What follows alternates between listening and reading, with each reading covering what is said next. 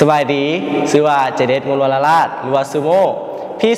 08มื้อนี้จะมาห้องเพลงขอโอกาสอีกครั้งขอให้บอบบี้อัศวินอย่าลืมช่วยโหวตช่วยเชียร์น้องเด้อ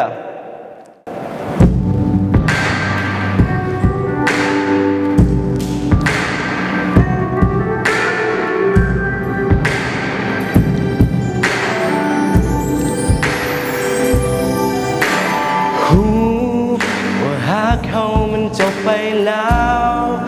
จากนี้คงบ่มีอีกแล้วอ้อมแขนที่เคยอบอุ่นบ่มีแล้วว่าเฮาได้จบกันแล้วคำว่าเฮาคงบ่มีอีกแล้วหอยยิ้มที่แสนอบอุ่นบ่มีแล้วเสียดายสัมพันธ์ดีๆที่มีก็นี้จากวันที่เฮานั้นเคยหากันนะว่าอยากให้มันต้องกลายเป็นความหลังเหมือนจะตาย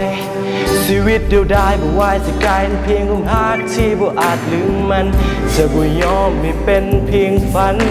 จะทำทุกอย่างเพื่อดึงเจ้ากลับมาต่อให้ต้องทำจะได้แล้วต้องทำสิ่งใด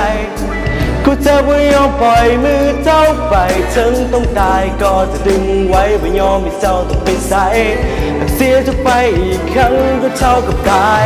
เพราะเจ้าคือความหมาย You are of my life น้ำตาที่มีก็บ่พอให้กับความเสียใจและอยากจะขอและไม่เอากลับมาหากันอีกครั้ง